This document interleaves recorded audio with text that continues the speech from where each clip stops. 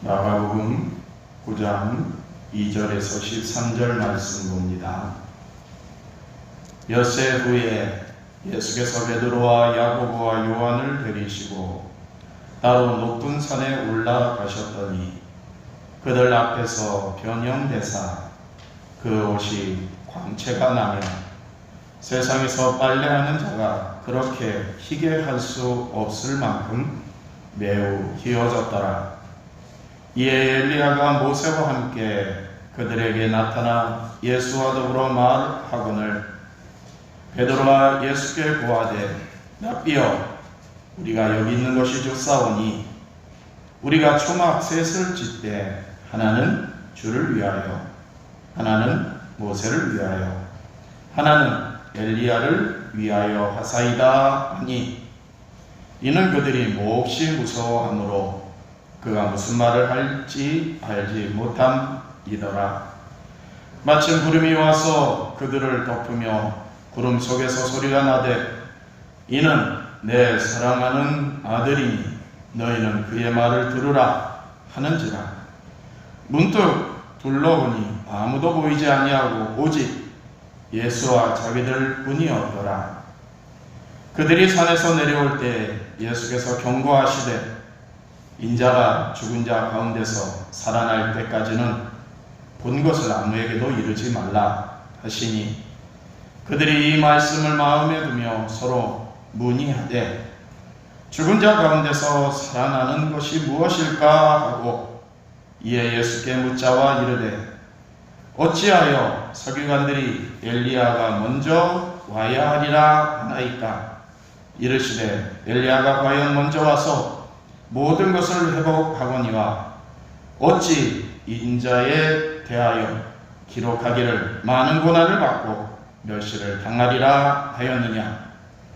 그러나 내가 너희에게 이르노니 엘리야가 왔으되 기록된 바와 같이 사람들이 함부로 대우하였느니라 하시니라. 아멘.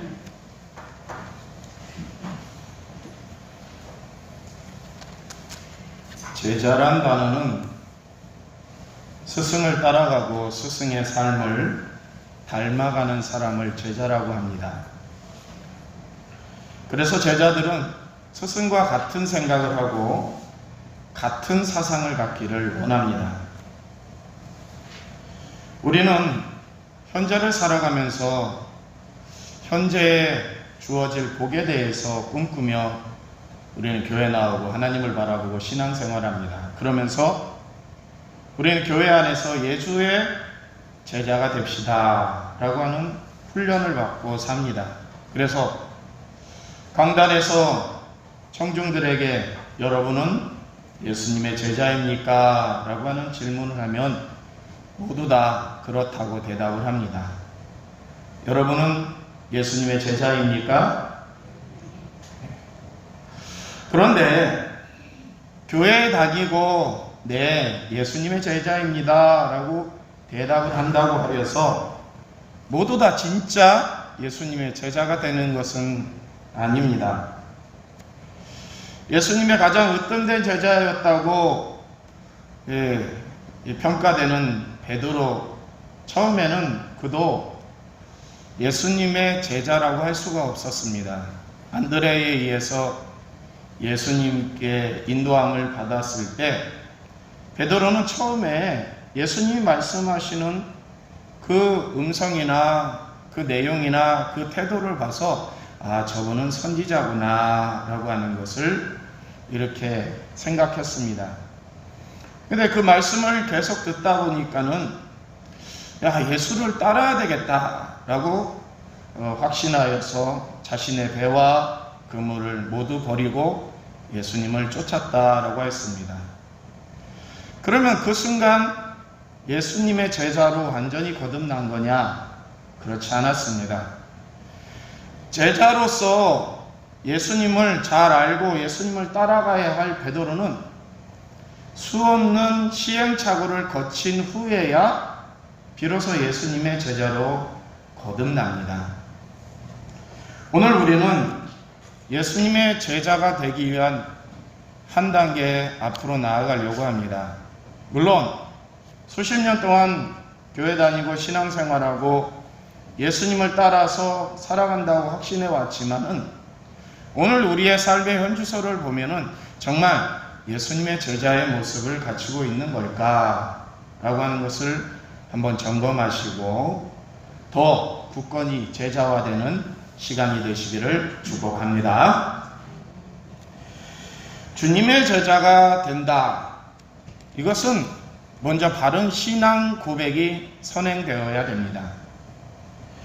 누가 우리에게 묻죠. 당신은 왜 교회 다닙니까? 라고 질문해 온다고 하면은 예, 저는 이러한 이유 때문에 교회를 다닙니다. 라고 대답. 선뜻 나오지는 않아요. 내가 왜 교회를 다니고 있을까? 내가 어떠한 이유 때문에 교회를 다닐까? 내가 이러한 말을 하면 저 사람이 잘 이해할까? 라고 하는 것을 미리 준비를 해야 됩니다. 여러분은 왜 교회 다니십니까? 시간이 되었으니까. 또 수십 년간 그렇게 해왔으니까. 누군가에 이끌려서. 교회를 다니는 것과 예수님의 제자가 되는 것은 좀 다르죠. 예수님의 제자가 된다는 것은요, 예수님이 어떠한 분이신가를 확실히 깨닫고 그분의 삶을 따라가는 것이 바로 제자라고 할 수 있는 겁니다. 그러면 예수님이 누구시기에 우리는 따라다니는 걸까? 예수님이 누구시기에 그분의 삶을 본받으려고 하는 걸까? 가장 쉬운 방법은요, 사도신경을 외우시면 됩니다. 우리도 아까 사도신경을 배웠죠. 우리가 교회를 다니고 우리가 예수를 믿고 우리가 성령님의 이끌림을 받아서 살아가는 모습의 함축적인 내용이 바로 사도신경의 고백이 되어 있어요.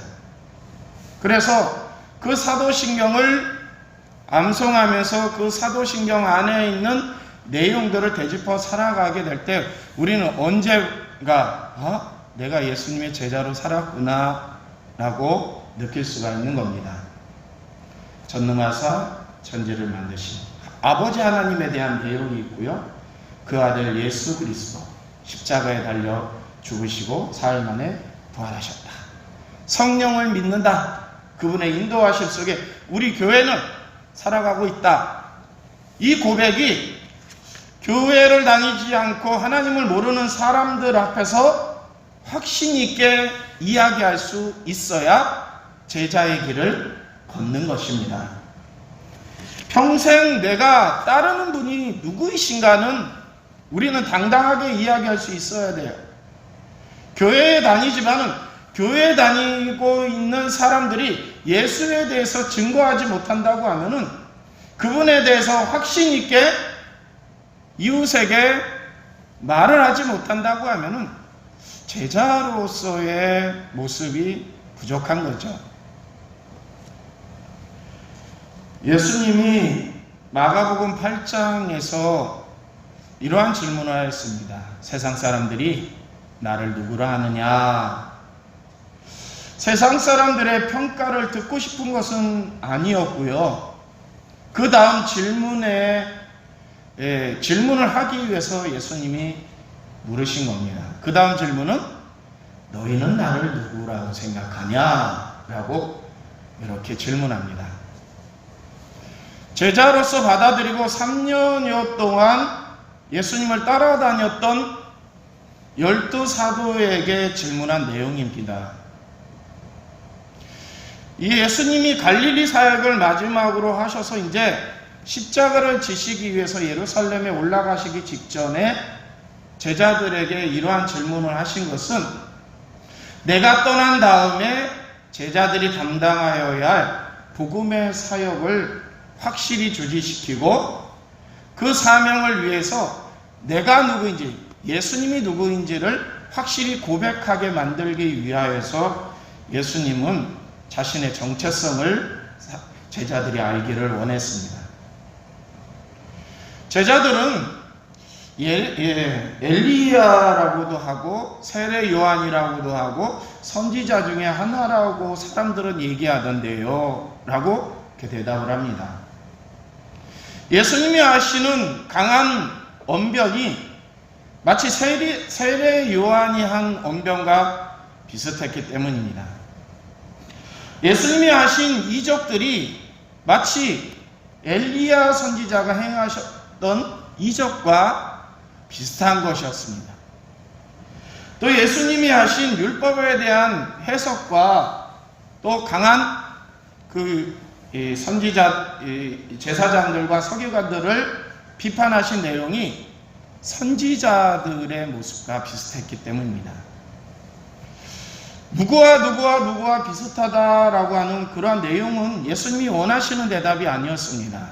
그럼 너희는 나를 누구라고 생각하냐? 3년 동안 나를 따라다녔는데 이때 베드로가 주는 그리스도시지요. 할렐루야. 그리스도. 메시아라고 하는 뜻입니다.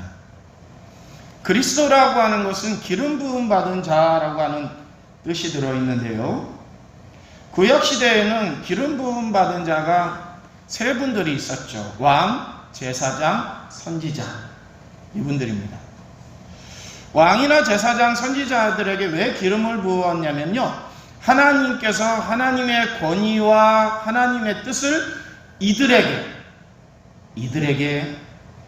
사명을 주셨다라고 여기는 그러한 모습이었습니다. 이 메시아를 기다렸던 이 유대인들은 메시아가 오시면은 이 기름 부음 받은 자처럼 왕이나 제사장이나 선지자의 이 삼중직을 감당하면서 압제받는 우리 민족이 해방을 이룰 것이고 정치적으로 안정이 될 것이다 라고 하는 것을 꿈꿨어요. 그 용어가 메시아입니다. 메시아. 그러므로 주는 그리스도시죠 라고 하는 말 속에는 사실 예수님이 베드로의 고백에 너 참 좋은 고백을 하였다.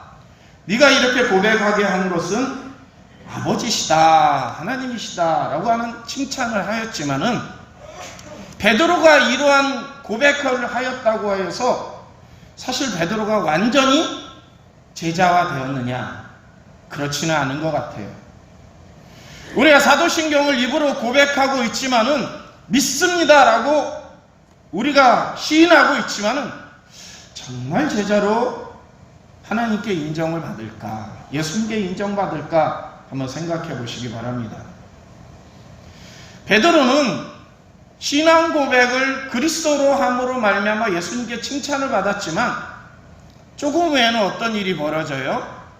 닭 울기 전에 예수님을 부인하는 일을 합니다. 그리고 예수님이 십자가에 돌아가실 때 예수님을 버리고 도망을 하였습니다. 사랑하는 성도 여러분, 제자는요 죽음을 각오해야 됩니다. 그래서 예수님의 제자가 되기 위한 첫 번째는 예수님에 대한 신앙 고백이지만은 두 번째는 죽음을 각오해야 한다는 겁니다. 여기서 우리는 턱 걸리죠. 예수님의 제자들도 그랬을 겁니다. 나는 이제 죽을 거야 라고 하는 그러한 예수님의 말 속에 아니 우리들이 3년여를 따라다니고 저분은 메시아인데 저분이 왜 죽는다는 얘기를 하지? 왜 고난받는다는 얘기를 하지? 예루살렘에 올라가면 정치를 뒤엎고 저 로마를 물리치고 부패한 사회를 개혁하고 새로운 나라를 건설할 저분이 왜 고난에 대해서 얘기하지? 왜 죽음에 대해서 얘기하지? 라고 하는 것에 의문을 품었습니다. 예루살렘에 가까워질수록 제자들이 서로 앞다투어서 내가 무슨 자리에 앉을까? 라고 하는 그러한 논쟁을 하였던 것. 세베대의 아들들 야고보와 요한은 그의 어머니에서 청탁을 받습니다. 예수님이 왕좌에 앉으시면 제 아들 둘을 좌우측에 앉아주세요. 이러한 질문 속에 제자들이 시기와 질투했다고 하는 그 모습, 예수님이 예루살렘에 다가서면서 사역의 막바지에 이르러서 예수님이 누구신가를 알기를 원했던 제자들은 아직도 제자가 되지 않았던 거죠. 우리가 수십 년 신앙생활을 하였지만은 정말 제자라고 고백할 수 있을까? 이 고백에 희생적인 각오가 없다고 하면은 결코 우리는 제자로서 예수 그리스도 앞에 나설 수가 없다는 겁니다. 누구든지 나를 따라오려거든 자기를 부인하고 자기 십자가를 지고 나를 따르라.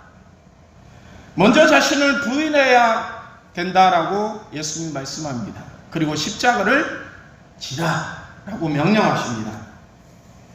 자기를 부인한다는 것은 자기의 것을 포기하는 겁니다. 자기의 생각을 포기하고 자기가 세웠던 계획을 포기하고 자기의 명예를 포기하는 겁니다. 누구를 위해서? 예수를 위해서. 또 예수님이 당부하신 이 사회를 위해서 포기한다는 겁니다. 베드로와 안드레는 배와 그물을 모두 버렸습니다. 세리마태도 돈이 들어오는 그 직업을 버렸습니다. 우리가 선택해야 될 많은 것들 중에 사실 신앙생활하면서 버리는 것들이 상당히 많이 있습니다. 버려왔던 것들 많이 있고 이것이 희생이라고까지 우리는 고백하기도 합니다. 그런데 그것을 버려왔건만 왜 이들은 예수님의 마지막 단계에 이르기까지 그들은 완전한 제자로 거듭나지 못한 것일까요? 십자가를 지지 않았기 때문입니다. 자기 십자가를 져야 한다. 이것은 고난입니다. 우리는 내려놓을 수 있습니다. 내가 가진 것을 내려놓을 수 있습니다. 명예도 내려놓고 내가 가진 생각도 내려놓고 하나님의 말씀에 순종할 수 있습니다. 근데 그 다음 단계 십자가를 지는 것은 고난입니다. 많은 제자들이 주님의 뜻을 따라서 살아가고 있지만 이 고난 부분에서 많이 꺾입니다. 많은 목회자가, 많은 청지기들, 많은 신앙인들이 이 십자가 부분에 의해서 막힙니다. 십자가는 나의 몸이 찢기는 것이고 나의 피가 흘려지는 것이고 나의 눈물이 쏟아지는 것이 바로 십자가입니다. 예수님을 위한, 세상을 위한 그 희생이 남을 살리기 위해 내가 죽어야 하는 그 실천이 바로 십자가인 겁니다. 누구든지 자기 목숨을 구원하고자 하면 잃을 것이다. 누구든지 나와 복음을 위하여 자기 목숨을 잃으면 구원을 받으리라. 할렐루야. 주저하고 있는, 명예를 쫓고 있는 제자들에게 이러한 말씀을 역설적인 진리라고 하는 거죠. 반어법적입니다. 버리면 얻을 것이다. 나눠주면 풍성해질 것이다. 희생하면 살 것이다. 성서의 진리는 이러한 나의 것을 먼저 내려놓을 때 채워진다라고 하는 진리를 말씀하고 있습니다. 그러면서 주님의 제자가 되려면 주님의 길을 함께 가라라고 말씀합니다. 제자들이 그리스도에 대한 기대는 유대인과 크게 다르지 않았습니다. 예수님이 통치하는 그 영광스러운 날이 오기를 고대하면서 예루살렘을 한 발 한 발 다가서고 있는데요. 주의 영광 중에 우리는 하나는 우편에 하나는 좌편에 앉게 해달라고 하는 제자들, 누가 앞다투어 높은 자리에 앉을까라고 하는 그러한 다툼들, 무엇을 해야 출세할지 생각하는 그들 앞에 예수님은 내가 진실로 진실로 너희에게 이르노니 나를 따르는 자가 죽기 전에 하나님의 나라가 권능으로 임하는 것을 볼 자들도 있다. 마가복음 9장 1절에서 말씀하시면서 변화산에서의 모습을 보여주십니다. 베드로와 야고보와 요한을 데리시고 높은 산에 올라가시고 제자들이 보는 앞에서 전혀 새로운 모습으로 변형됩니다. 예수님의 모습이 변하는 것을 황홀하게 지켜보았던 베드로는 엘리야가 모세와 함께 나타난 모습 속에서 초막셋을 짓겠다고 요구합니다. 그 요구 또한 자신이 어떤 생각과 의도에서 요구하는지 모르는 것이었긴 하지만 그 황홀경에 빠진 베드로는 이러한 경험을 합니다. 그리고 나머지 제자들도 그러한 경험을 합니다. 이때 음성이 들리길 이는 내 사랑하는 아들이니 너희는 그의 말을 들으라. 이것은 시편 2편에 나오는 왕의 대관식의 모습과 흡사합니다. 왕이 자신의 왕자가 왕궁으로 들어오는 과정에서 그에게 왕자에 대한 권위를 부여하면서 새로운 통치자의 자격을 주면서 이는 내 사랑하는 아들이다 라고 선포하는 겁니다. 이러면 온 백성들이 이 선포에 의해서 저분이 다음에 왕이 될 분이구나 라고 하는 그러한 인정을 한답니다. 결국 변화산에서의 이 황홀한 모습은 만왕의 왕이신 하나님께서 예수 그리스도를 만왕의 왕으로 올려 세우시는 모습입니다. 이 모습은 장차 부활하게 될 성도의 모습이기도 합니다.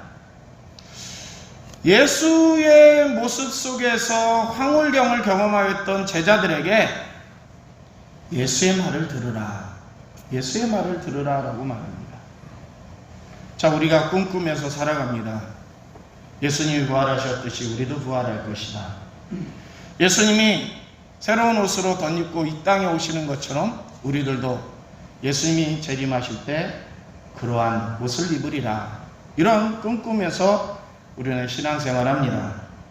그런데 그 이전에 하나님은 우리에게 뭐라고 말씀하시냐면 그렇게 되기 전에 예수의 말을 들으라라고 말씀합니다. 듣는다는 것은 귀로 듣는 것이기도 하지만 몸으로 행동하는 겁니다. 행동을 잘할 때 예수의 말을 잘 듣는 사람이구나 라고 평가를 합니다. 우리는 영광을 꿈꾸지만 십자가는 포기합니다. 영광을 꿈꾸지만은 예수 그리스도가 누구이신지의 신앙 고백이 너무나 약합니다. 우리가 주님의 뒤를 따르면 고난이 기다리고 있습니다. 당연히 그것이 순서입니다. 그런데 그 고난이 없으면 영광도 없다고 말씀하기도 합니다.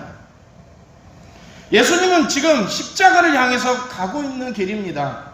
제자들은 그것이 합당하지 않다고 생각했습니다. 그런데 예수님은 그렇게 가야지, 십자가를 가야지 부활도 있고 영광도 있다. 할렐루야. 제자는 예수님의 길을 고스란히 쫓아가는 사람이 제자입니다. 그런데 우리는 그 너머에 있는 영광만을 꿈꾸면서 신앙생활하고 있지는 않은지, 그렇다면 진정한 제자로서 살아가지 못하고 있는 것입니다. 사랑하는 성도 여러분, 고난부터 챙기시기 바랍니다. 십자가부터 받아들이시길 바랍니다.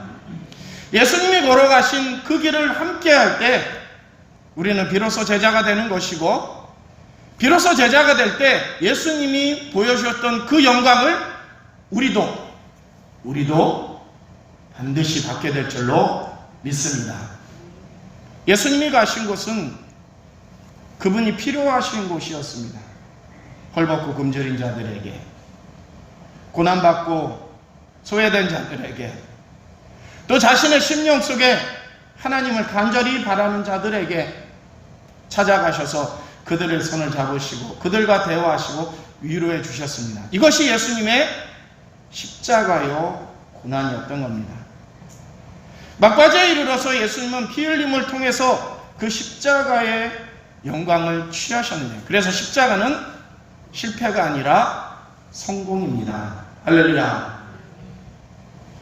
복음을 위해 십자가를 지셔야 됩니다. 고난의 현장에 함께해야 됩니다. 예수님이 계신 그 예배의 자리에 동참해야 됩니다.